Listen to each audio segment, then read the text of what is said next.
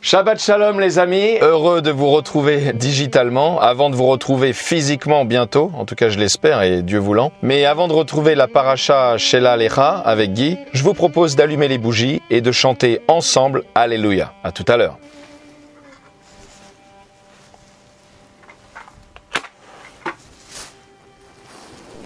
Baruch ata Adonai Eloheinu, melech haolam, asher kideshanu b'mitzvotav, v'tzivanu le'adlik ner shel Shabbat. Béni sois-tu, Seigneur notre Dieu, Roi de l'univers, qui nous a mis à part par le don de tes commandements et qui nous a ordonné d'allumer les lumières du Shabbat. Béni sois-tu, toi qui nous donnes le vrai repos de Shabbat, par le don de Yeshua notre Messie.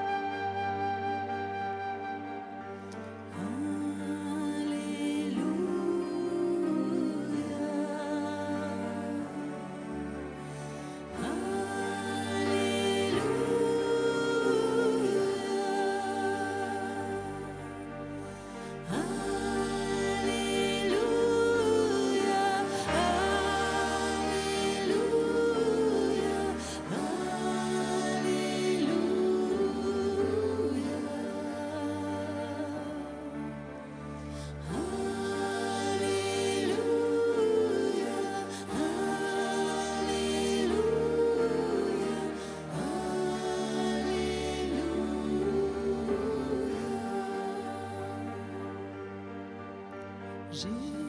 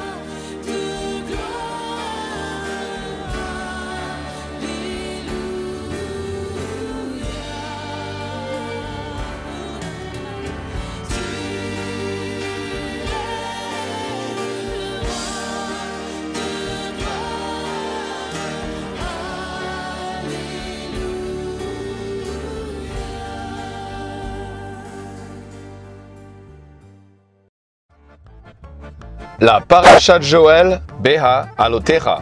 D'après Pirkei Avot, Dieu avait transmis à Moïse tous les contenus du Talmud, qu'il a à son tour transmis à Josué. Mais alors pourquoi est-ce que Moïse avait eu besoin de conseils quant à l'observance de la fête de Pessah, s'il avait tout reçu de Dieu lui-même, allant même au chapitre 27 jusqu'à poser des questions au sujet du droit de succession dans l'épisode avec les filles de Tselophak? Comment se fait-il? Étrange, non? Même l'encre la plus atténuée reste bien plus fiable que le meilleur souvenir qui soit. C'est pour cela que la Torah de Dieu nous est parvenue sous forme écrite. Dieu et sa Torah parfaite. Le camp d'Israël avec son tabernacle au milieu est devenu en quelque sorte comme un nouveau jardin d'Éden, au milieu du désert. Au cœur du tabernacle se trouvait la Ménorah comme un écho de l'arbre de vie. Toute la parole de Dieu est cohérente. À Éden, Adam et Ève voulaient bien plus que les fruits des arbres du jardin. Ils voulaient manger de l'arbre de la connaissance du bien et du mal. L'homme veut toujours plus. De même, dans le désert, Israël voulait bien plus que ce que Dieu donnait. Il voulait des concombres, des melons, des poireaux, des oignons et de l'ail, tous savoureux, mais aucun d'entre eux assez substantiel pour véritablement nourrir. Dieu pourvoit parfaitement. Et tout comme les premiers hommes, Israël, elle aussi, a chuté. L'histoire se répète. Mais même si le peuple est infidèle à son Dieu et subit de graves conséquences, Hachem restera toujours fidèle à lui et à ses promesses de bénir les nations au travers des descendants d'Abraham,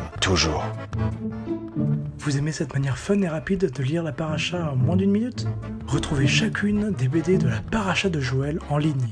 Pour cela, il suffit de nous chercher sur Facebook, de liker la page, et voici quand même un petit code QR au cas où. Merci de nous suivre, merci pour votre like, et à bientôt. Et maintenant, passons à la paracha de cette semaine. Merci Joël pour le résumé fort pertinent que tu nous as fait de la paracha Beha Alotecha. Ce soir, nous continuons avec un récit extrêmement connu que peut-être certains vont dire « Oui, mais bon, celui-là, je le connais très bien ». Un récit épique, celui des explorateurs envoyés par Moshe qui, de retour, font un rapport calamiteux qui décourage le peuple et l'amène finalement à souhaiter un retour en Égypte.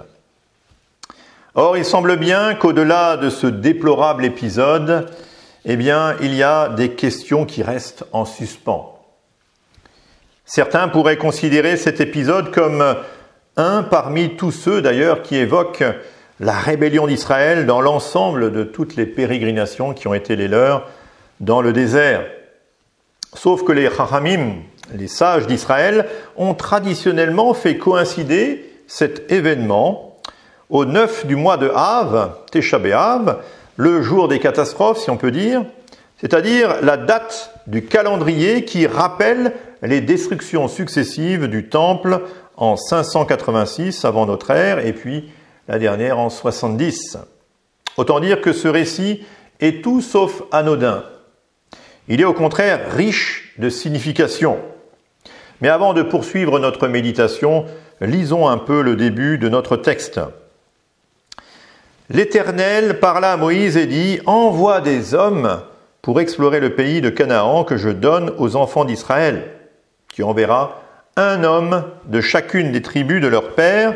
Tous seront des principaux d'entre eux. Moïse les envoya du désert de Paran d'après l'ordre de l'Éternel. Tous ces hommes étaient chefs des enfants d'Israël.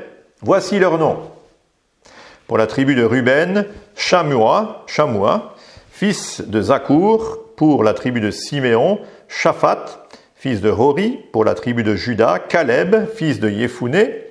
Pour la tribu d'Issachar, Yigal, fils de Joseph. Pour la tribu d'Éphraïm, Hoshea, fils de Nun. Pour la tribu de Benjamin, Palti, fils de Raphou. Pour la tribu de Zabulon, Gadiel, fils de Sodi. Pour la tribu de Joseph, la tribu de Manassé, Gadi, fils de Souzi. Pour la tribu de Dan, Amiel, fils de Gemali. Pour la tribu d'Asher, Sétour, fils de Michaël. Pour la tribu de Nephtali, Nashbi, fils de Vofsi. Pour la tribu de Gad, Gehuel, fils de Maki. Tels sont les noms des hommes que Moïse envoya pour explorer le pays. Moïse donna à Hoshea, fils de Nun, le nom de Josué, ou Yoshua.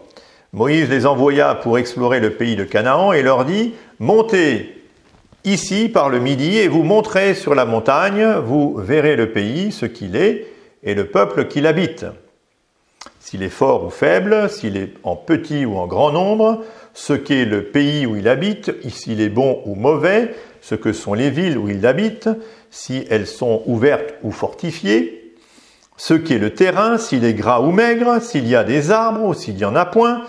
Ayez bon courage et prenez des fruits du pays. » C'était le temps des premiers raisins, ils montèrent et ils explorèrent le pays depuis le désert de Tsin jusqu'à Rehov, sur le chemin de Hamath. Ils montèrent par le midi et ils allèrent jusqu'à Hébron où était Ahiman, Sheshai et Talmaï, enfants d'Anak. Hébron avait été bâti 7 ans avant Tsoan en Égypte et ils arrivèrent jusqu'à la vallée d'Eshcol où ils coupèrent une branche de vigne avec une grappe de raisin qu'ils portèrent à 2 au moyen d'une perche. Et ils prirent aussi des grenades et des figues. On donna à ce lieu le nom de vallée d'Eshcol, à cause de la grappe que les enfants d'Israël y coupèrent. Ils furent de retour de l'exploration du pays au bout de 40 jours.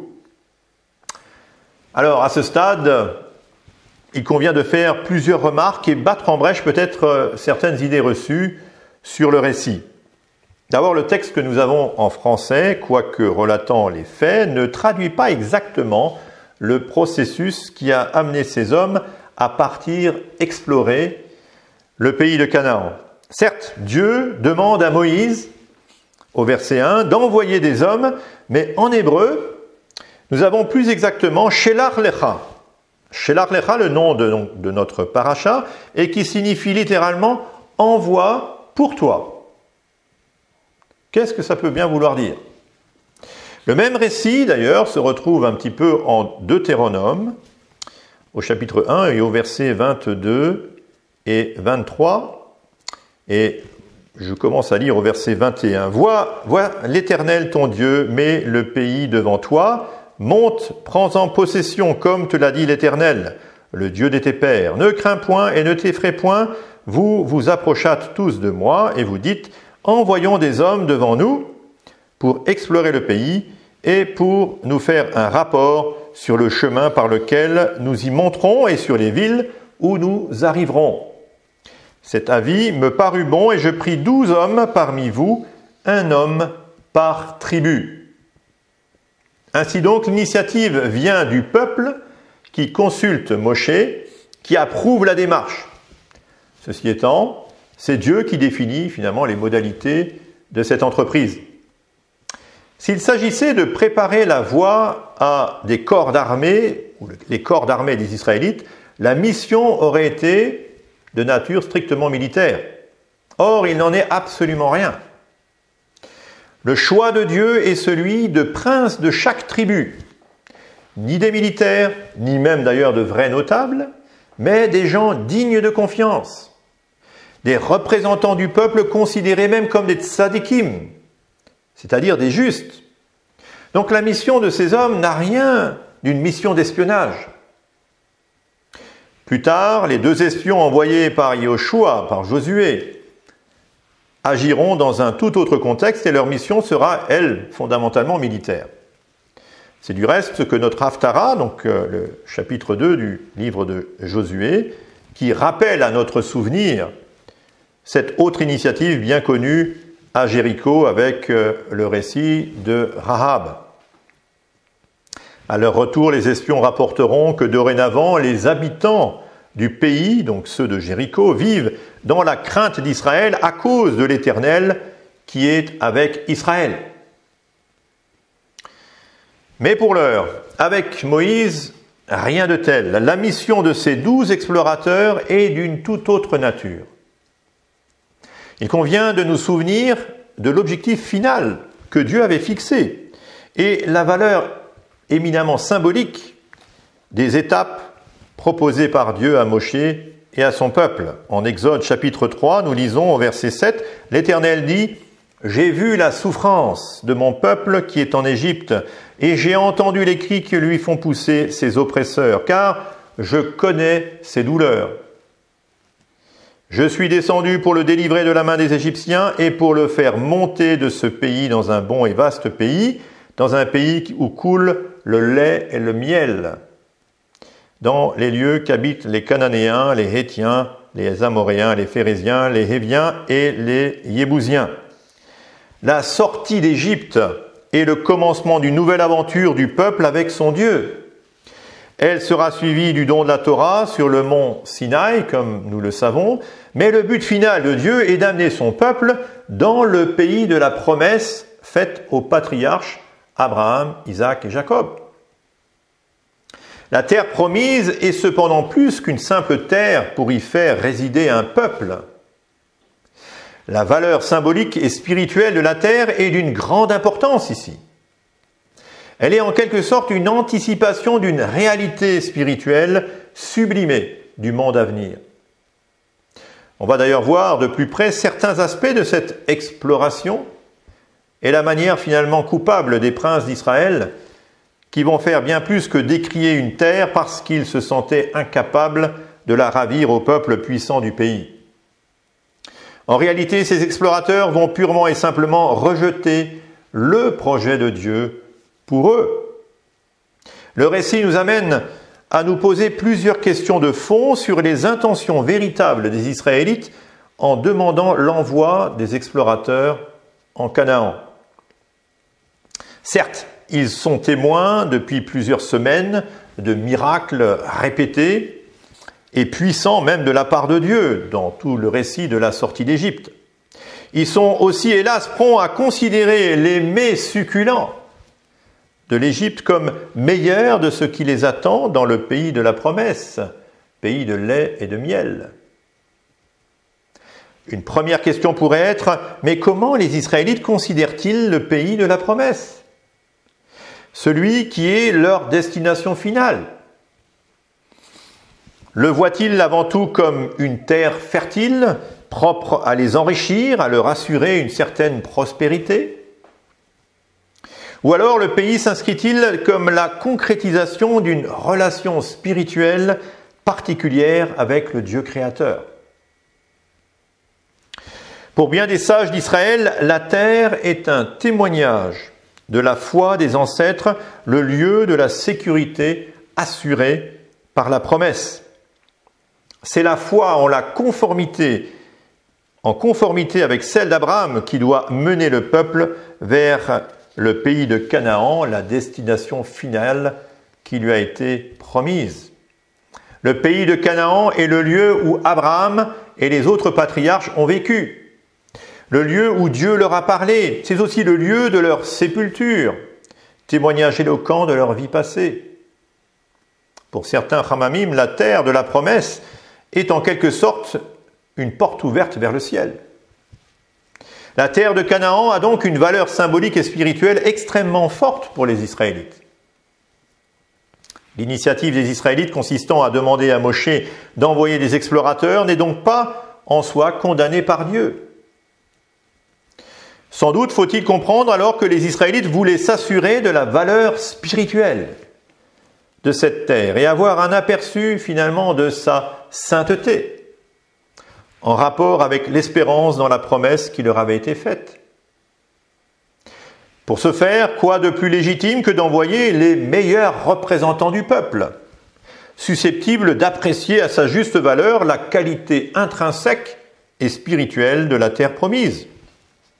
Et c'est donc les princes d'Israël, des princes reconnus pour leur loyauté et leur capacité de discernement qui sont envoyés comme explorateurs du pays.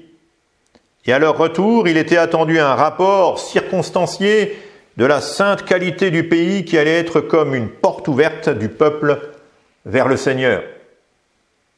Bien plus, ce pays devait devenir la porte d'un témoignage puissant de tout le peuple habitant le pays vers les nations qui les entourent.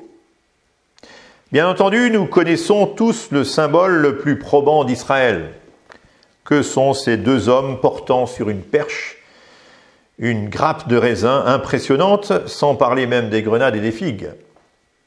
Assurément, le pays est véritablement un pays où coule le lait et le miel, quoiqu'il s'agisse ici plutôt de raisins et d'autres fruits. Pas de doute, le pays est économiquement plutôt prospère, riche. Et je souhaite cependant mentionner une petite nuance au verset 22. Nos versions en français précisent que le groupe des explorateurs est monté par le Midi, puis qu'ils se sont rendus à Hébron. Sauf qu'en hébreu, le verbe précisant le déplacement vers Hébron n'est pas au pluriel, mais au singulier, comme si ce n'était pas les explorateurs, mais plutôt un explorateur qui se serait rendu sur place. Cela peut sous-entendre que tous les explorateurs, donc, ne se sont pas rendus à Hébron. Seul Caleb, auquel plus tard cette région de Hébron sera attribuée, a pu s'y rendre. Qu'a-t-il bien pu se passer ? Il est possible alors que les explorateurs n'aient pas tous eu la même perception de leur mission, qu'il n'y ait pas eu unanimité en la matière. Quoi de plus légitime pour Caleb de commencer par une visite finalement du caveau des patriarches à Hébron? N'est-ce pas là le lieu de prédilection pour constater la sainteté du pays et s'approcher même de Dieu? Les autres explorateurs ne semblent pas tous prêts à le suivre. Quant à Josué, son statut de proche assistant de Moshe, de Moïse, témoigne de son aspiration et de son élévation spirituelle. Certains commentateurs, dans la paracha Hayesara, en Genèse 23, sous-entendent même que le choix d'Abraham de choisir ce lieu comme sépulture pour sa femme et sa famille était que la grotte, en fait, ouvrait la voie sur le Gan Éden. La valeur spirituelle d'Hébron était donc suffisamment importante pour justifier probablement le choix de Caleb. Les autres princes n'ont, semble-t-il, pas la même perspective, et cela sera perceptible dans le rapport qu'ils feront finalement à leur retour. Les princes sont sincères et ils déclarent sans détour la vérité brute sur les réalités qu'ils ont rencontrées, sur tout ce qu'ils ont vu. La terre est en effet riche et pleine de bons produits. Ils montrent la grappe et les autres fruits, témoignage de leur exploration, de leur aventure. Sauf qu'ils ont aussi vu des peuples idolâtres, puissants et de haute taille. La terre de la promesse est loin d'être un paradis de sainteté. Au-delà de l'hostilité certaine des peuples qui occupent le terrain, il est clair que ce sont des peuples débauchés et idolâtres, dont la cohabitation est inenvisageable. Ce qui était pour les princes une terre avant tout à convoiter, devient à leurs yeux finalement un enfer, plutôt un marché de dupes avec Dieu. Bien plus que l'impossibilité matérielle de conquérir des nations à leurs yeux trop fortes pour eux, ils voient dans ce pays une terre qui, littéralement, dévore ses habitants. Au lieu d'être un pays qui doit les nourrir, ils voient un pays qui va littéralement les manger. Les princes ne relient pas les terres explorées à la promesse divine et aux moyens déployés par Dieu pour purifier le pays de ses occupants idolâtres. Les choses se compliquent. Les explorateurs ne sont pas même d'accord entre eux. D'un côté, il y a Josué et Caleb, de l'autre, les 10 autres princes d'Israël. Les uns voient le pays de la promesse avec les yeux de la foi dans la promesse divine faite aux patriarches. Les autres voient le pays de la promesse en le comparant avec ce qu'ils connaissent déjà ou ce qu'ils connaissaient, à savoir le pays d'Égypte. Les uns considèrent le pays de la promesse comme l'ultime étape du projet spirituel de Dieu pour Israël. Les autres voient dans le pays exploré qu'une opportunité qui leur échappe, faute de moyens humains pour se l'approprier. Les uns, comme les autres, ont suivi pourtant le même chemin. Et ils ont partagé les mêmes expériences, mangé les mêmes fruits. Des fruits de ce pays où coule le lait et le miel. Sauf que les uns ont vu que le sol de la terre et ses impuretés morales, tandis que les autres ont vu au-delà de la terre la réalisation de la promesse et la perspective sainte du monde à venir. En définitive, les princes rebelles ont rejeté le projet de Dieu pour eux et à travers eux pour tout Israël. Dans leur incrédulité, ils entraînent le peuple entier dans un nouvel épisode de rébellion.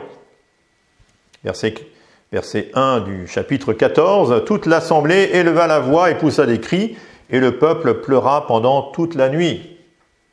Tous les enfants d'Israël murmurèrent, une fois de plus, j'allais dire, contre Moïse et contre Aaron. Les murmures, une fois de plus, reprennent contre le conducteur du peuple, contre Moshé. La situation n'est cependant pas une contrariété de plus dans les pérégrinations du peuple. Non, le peuple en réalité refuse d'entrer dans le projet spirituel de Dieu et les princes sont ici les instruments de cette rébellion. C'est pourquoi cet épisode est grave et lourd de conséquences. À la suite de cette rébellion, Dieu déclare son intention de juger le peuple, juger son peuple. Il fait intervenir toutefois son serviteur Moïse et lui permet d'intercéder en sa faveur. Malgré tout, cette génération périra finalement lentement dans le désert. On aurait pu penser qu'après un tel fiasco, parce que c'en est un, en tout cas à nos yeux, Dieu renonce à conduire son peuple en Canaan. Ce n'est pas le cas. Dieu ne renonce pas à sa promesse. Le verset 21, chapitre 14, est quelque peu bizarre d'ailleurs à cet endroit et en cette circonstance. Que lisons-nous ? Verset 21, « Moi, mais je suis vivant, et la gloire de l'Éternel remplira toute la terre. » Le jugement de Dieu sur son peuple fait partie de la façon dont Dieu manifeste sa gloire, non seulement au milieu de son peuple, mais aussi face à toute la terre.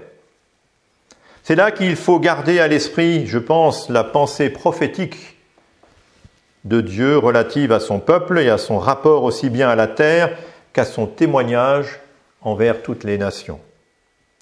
Que celui qui a des oreilles pour entendre comprenne le message prophétique de la Torah. Shabbat Shalom. Alors voilà, merci à tous et toutes. Merci d'être toujours aussi nombreux. Et on vous donne rendez-vous déjà pour la paracha la semaine prochaine avec notre office du Shabbat du 26 juin. Une dernière fois avant la pause estivale, avant de se retrouver le 4 septembre. Mais n'ayez crainte, il y aura tout de même une permanence estivale sur YouTube avec un nouveau format qui vous sera proposé pendant le mois de juillet et le mois d'août avec un court message sur les parachutes estivales. On vous retrouve donc la semaine prochaine, le 26 juin. D'ici là, portez-vous bien et surtout reposez-vous bien. Shabbat Shalom.